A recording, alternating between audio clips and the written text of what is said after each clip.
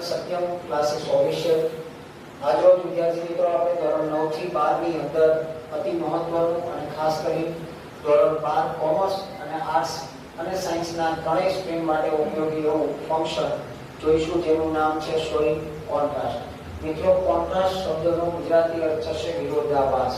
એટલે કે આ ફંક્શનનો ઉપયોગ જ્યારે બે કોઈ વિરોધી બાબતોનો, એટલે કે બે વિરોધી વિધાનને જ્યારે એક જ વિધાન એક જ વાક્યની અંદર રજૂ કરવાના હોય ત્યારે આ ફંક્શનનો ઉપયોગ થાય છે.